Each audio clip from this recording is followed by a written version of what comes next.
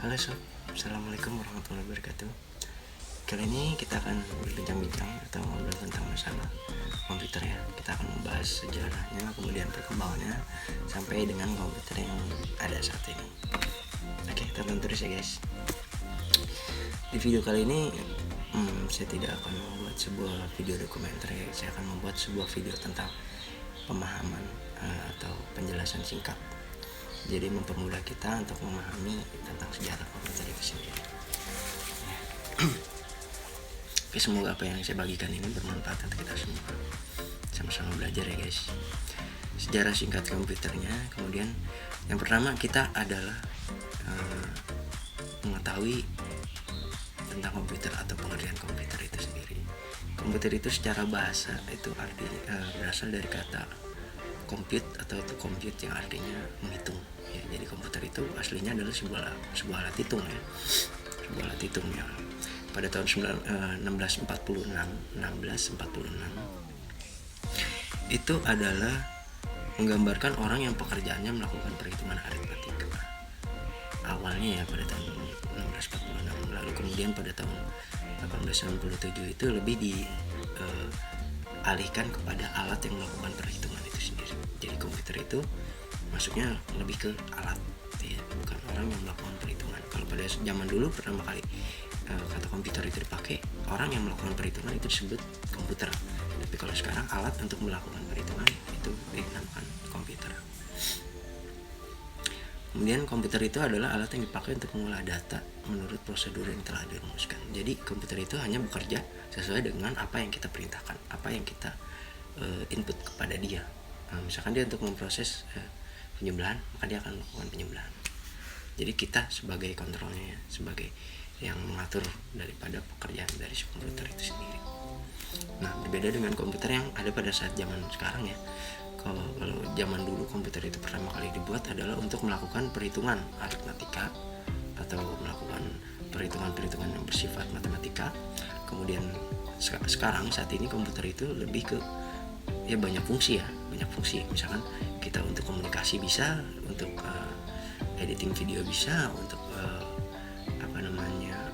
desain grafis, kemudian untuk internet dan lain sebagainya. Itu sudah beralih fungsi menjadi multifungsi komputer itu sekarang. Oke, kita bahas mulai sejarahnya. Jadi sejarah komputer itu kalau kita bentuk diagram itu seperti segitiga begini ya. Mulai dari ya runcing ke bawah, makin dari atas adalah generasi pertama, makin ke bawah dia makin turun sampai generasi kelima, makin kecil ya. Dari pertama komputer itu pertama diciptakan itu besar, ukurannya besar dan energinya juga cukup banyak. Makin kesini itu makin kecil, makin ramping, makin ya seperti yang kita lihat sekarang ya. Komputer itu udah ada yang bisa kita genggam, ada yang bisa kita jinjing ya, gitu. Jadi lebih simpel. Jadi penyempitan energi dan ruang. Nah, siapa sih penemu komputer pertama? Nah, penemu komputer pertama itu ya banyak versi lah ya. Tapi kalau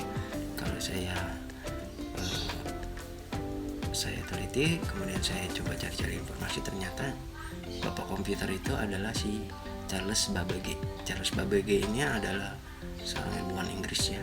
Dia lahir pada tahun 1791, kemudian wafat pada tahun 1871. Ya, dia menciptakan komputer pertama itu yaitu sebuah alat mekanis untuk melakukan perhitungan matematika. Jadi alat mekanis itu berbentuk seperti roda-roda gerigi. Jadi dia dengan alat itu dia bisa melakukan penjumlahan maupun pengurangan. Itu pada tahun 1832 alat itu diciptakan oleh si Charles Babbage ini. Nah, ini adalah cikal bakalnya komputer pertama kali dibuat. Kemudian dia dapat dana dari pemerintah, kemudian dia coba mengembangkan lagi menjadi analytical engine. Analytical engine ini lebih sempurna lagi daripada si different engine yang tadi ya. Dia lebih sempurna karena dia menggunakan dia bisa operasinya itu nggak cuma penjumlahan dan pengurangan saja, tapi dia juga bisa melakukan perkalian, pembagian. Jadi dia lebih spesifik lagi ya. Dan di situ dia sudah ada reader. Jadi reader itu input ya, kayak kita kalau kita input melakukan input melalui keyboard dan mouse ya. Jadi kita perintah input perintah, yaitu disebutnya reader pada zaman dahulu. Kemudian CPU itu adalah Central Processing Unit, jadi semua operasi dari si komputer itu bekerjanya di Central Processing Unit itu. Kemudian sudah ada memori dan sudah ada dia mencetak ke kertas ya, atau kalau kita sebut print ya. Jadi zaman si Charles Babbage dia sudah memikirkan itu, jadi hasilnya itu dia mau cetak di kertas ya. Itulah cikal bakalnya sampai saat ini berkembanglah printer-printer yang di digital. Kemudian ada printer laser dan printer inkjet dan lain sebagainya. Itu awal mulanya adalah pada tahun 1832 ini ya, setelah ditemukannya analytical engine ini oleh si Charles Babbage. Kemudian itu adalah komputer yang mekanis ya. Nah, pertama kali komputer digital itu adalah semua yang sudah menggunakan elektro ya, atau elektronik lah ya, elektronik. Jadi perhitungannya itu menggunakan elektronik, kemudian mekanismenya menggunakan elektronik. Jadi kalau si Charles Babbage itu menggunakan mekanis, jadi dia goyangin puterin si mesin itu sehingga dapat melakukan pekerjaan. Kalau si komputer digital dia sudah melakukan semuanya dengan elektronik ya, dengan menggunakan listrik. Nah, komputer digital pertama itu adalah diciptakan oleh John Vincent Atanasoff ya. Atanasoff ini dia lahir 1903 dan meninggal 1995 ya, belum lama ya. Dia berhasil menciptakan komputer yang diberi nama oleh dia adalah ABC atau ABC. Itu singkatan dari Atanasoff Berry Computer. Berry itu adalah jadi dia manggil seorang mahasiswa yang cerdas untuk membantu dia dalam menciptakan komputer ABC. Itu pada tahun 1939 sampai 1941. Nah, hebatnya komputernya si digital ini, ciptaan si John Vincent ini, dia sudah menggunakan digit biner. Jadi bahasa mesin, dia sudah menggunakan bahasa mesin ya untuk melakukan perintah kepada komputer itu. Yaitu digit biner itu adalah 1 dan 0 ya. Dan dia perhitungannya itu sudah menggunakan elektronik semua, menggunakan elektronik. Kemudian memori dan perhitungan itu terpisah, jadi penyimpanan dan proses itu terpisah. Dan dia juga sudah menggunakan RAM, random access memory, yang kita pakai juga sampai saat ini ya. Jadi kalau ditanya komputer digital pertama, yaitu ABC ya, bukan Univac atau bukan EDPAC dan lain sebagainya. Yang pertama kali diciptakan awalnya karena semula orang mengatakan adalah ENIAC atau Univac. Nah itu ternyata pada tahun sekian itu pernah saya dengar berita diklaim oleh si pihaknya Atanasoff ini, akhirnya dialah yang memenangkan bahwa dia adalah pencipta komputer digital pertama gitu. Dia mendapat penghargaan gitu. Kemudian komputer generasi pertama, masih generasi pertama ya, ini pada tahun 1941 pada saat Perang Dunia Kedua di Jerman, si Konrad Zuse, nah dia menciptakan sebuah komputer untuk mendesain pesawat terbang dan peluru kendali. Jadi komputer ini dibuat memang dia khusus untuk membuat pesawat terbang, mendesain pesawat terbang, kemudian mendesain peluru kendalinya. Itu pada tahun 1941. Nah sebelum dia menciptakan ini, tentu saja ini kan namanya Jet 3 ya, atau Jet 3. Nah sebelumnya pasti dia menciptakan Jet 2 dan Jet 1 ya. Jet 2 itu kalau tidak salah pada tahun 1940 dan Jet 1-nya pada 1938. Memang terkenal adalah Jet 3 karena dia lebih sempurna ya. Kemudian pada tahun 1943 sekutu lewat menjatuhkan bom di daerah Berlin. Nah kenal komputer ini rusak.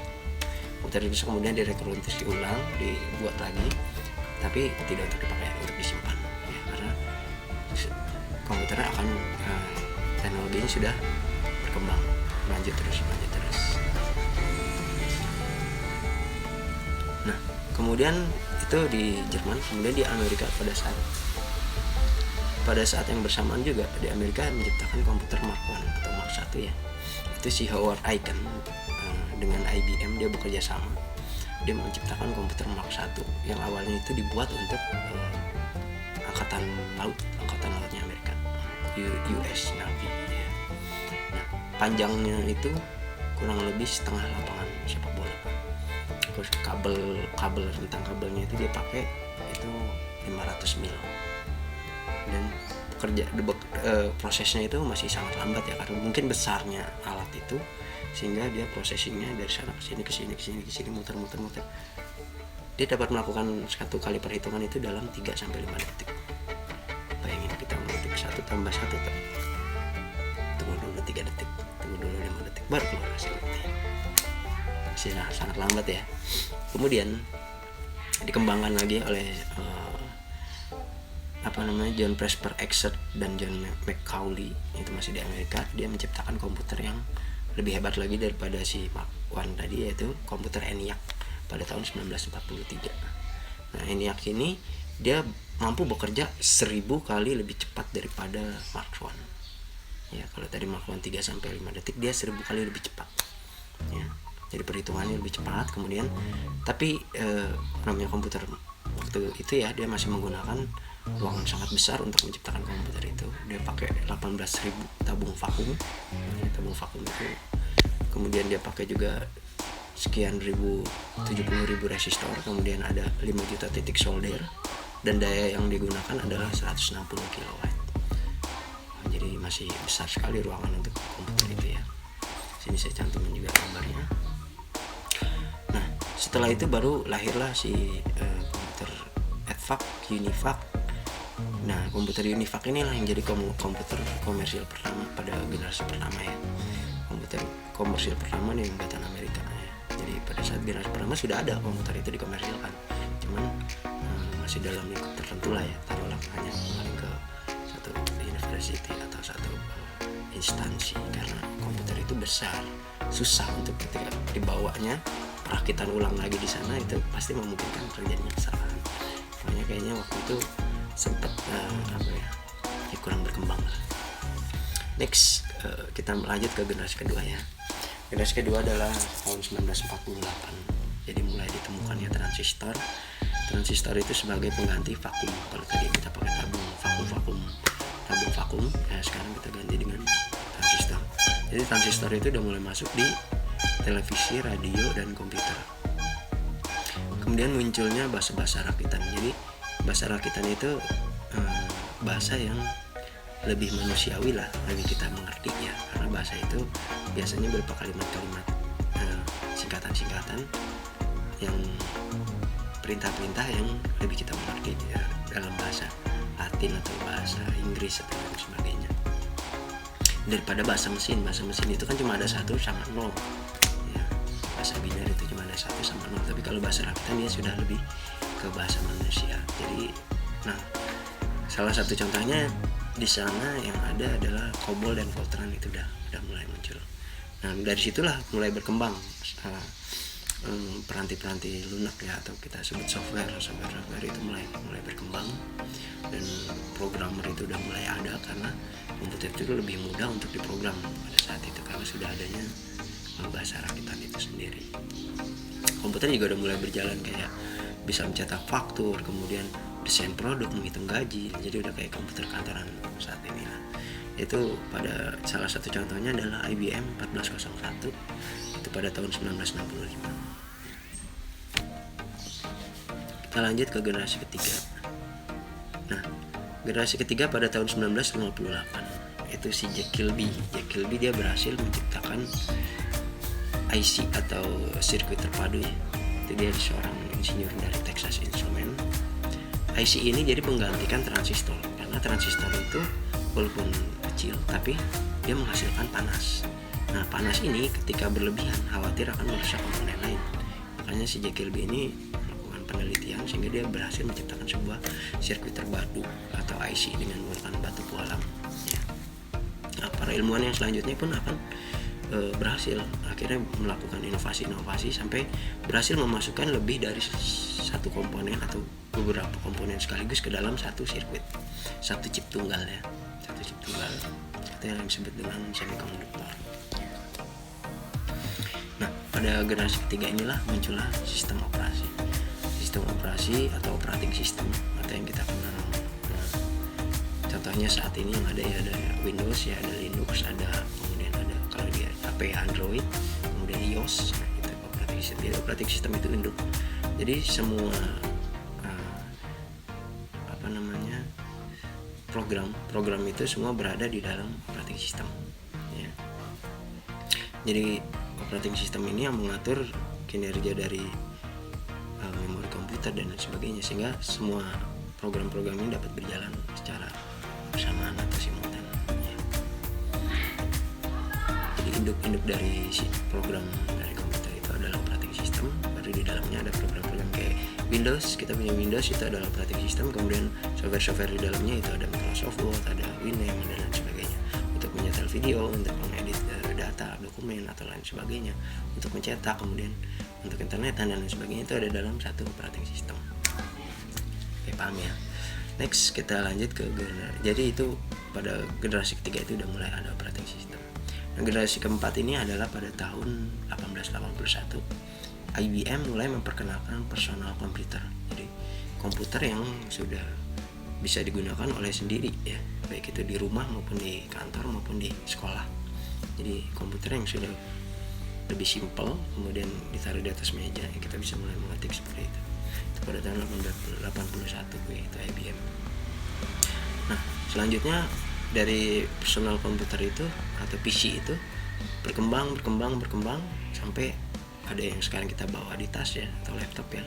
Kemudian ada juga yang kita genggam, komputer yang kita genggam atau palm top. Nah, kemudian ya terusnya lah berkembang komputer zaman sekarang ya. Itu kita masih masuk ke generasi keempat ya. Nah, IBM PC ini awalnya bersaing dengan si Apple Macintosh. Macintosh ini dia lebih mempopulerkan grafis ya. Jadi ketika IBM itu masih under DOS, IBM itu masih menggunakan komputer yang berbasis teks, si Apple Macintosh ini dia berhasil menciptakan komputer yang berbasis grafis ya. Visual, jadi perintah-perintahnya visual, bisa kita gerakan dengan mouse, bisa kita atur, kita geser-geser, kemudian kita klik. Nah, itu di Macintosh sudah memulainya, sementara di IBM waktu itu masih menggunakan under DOS ya. Kalau saya nggak salah ingat dulu waktu saya SMP ya, mungkin sekitar tahun 91, itu pelajaran komputer di sekolah itu masih menggunakan under DOS ya, masih WS, Lotus, The Best, Foxborough, kurang lebih seperti itu. Jadi ketika kita mau masuk komputer, layar hitam, kita masukin disket yang besar ya, kita masukin kita ketik WS, enter, baru keluar programnya WS. Situ kita bisa ngetik ya, dan perintah-perintahnya semua masih kita belum pakai mouse. Perintahnya kita masih menggunakan kontrol shortcut ya, kontrol S, kontrol Z, kontrol X dan lain sebagainya. Jadi kita harus menghafal perintah-perintah itu. Dan pada saat itu Macintosh sudah menciptakan komputer berbasis grafis ya, jadi menggunakan mouse. Nah, IBM pun berkembang, kemudian Microsoft menciptakan sebuah operating system yang berbasis grafis yaitu Windows. Nah, pada saat bersamaan itulah munculnya mouse. Nah, kalau di Indonesia mungkin waktu itu saya SMA kelas 1 itu pertama kali komputer yang menggunakan mouse. Itu dia tahun 1994 mungkin lah ya, sekitar segitu. Nah, inilah dasarnya. Kemudian para ilmuwan mengklarifikasi bahwa akan ada komputer generasi kelima. Komputer generasi kelima kayak apa? Banyak yang berspekulasi mengatakan bahwa komputer generasi kelima itu mempunyai kecerdasan buatan. Jadi kita sebagai si pengguna itu bisa berkomunikasi langsung dengan si komputer. Halo, udah makan belum? Halo, apa kabar? Sehat? Halo, bagaimana keadaannya hari ini? Seperti itu. Jadi kita bisa berkomunikasi langsung dengan si komputer. Apa mungkin ya? Ada sih di beberapa film saintis yang menggambarkan komputer generasi kelima. Jadi dia sudah bisa mempunyai kecerdasan buatan yang intelijen. Jadi dia kayak makhluk aja. Dia bisa merasakan, kemudian dia bisa memahami kita bisa memahami dia. Gitu. Aneh ya, tapi ya kita tunggu aja perkembangan selanjutnya. Kemudian pemrosesan paralel. Jadi pemrosesan paralel itu komputer satu dia bisa menggerakkan komputer yang lain. Komputer satu pabrik, dia bisa memerintah untuk komputer dari satu misalkan kita komputer satu, kemudian satu pabrik itu komputer semua ikut dari perintah komputer ini. Itu juga ya mudah-mudahan nanti kecapean, tapi ya kalau alam ya. Kemudian superkonduktor itu adalah aliran listrik tanpa ada hambatan time, benar-benar real time. Kita ngomong up, sepersekian detik udah nyampe di sana. Jadi nggak ada hambatan, langsung cepet. Kayak ibaratnya wifi atau bluetooth kan masih ada sedikit jeda waktu ketika kita ngomong di sini, tetap nyampe ke sana nanti sepersekian detik baru nyampe sana. Tapi kalau superkomputer itu udah langsung informasi itu kayak kilat, bahkan ya kayak real time. Jadi benar-benar langsung saat itu juga kita ngomong up langsung nyampe ke sana. Magic ya. Ya kita tunggu saja apakah benar kita akan nyampe ke arah sana ya, atau nanti keburu kiamat juga kita nggak tahu ya. Dan yang penting yang jelas kita sudah bersyukur ya, bersyukur dengan keadaan saat ini.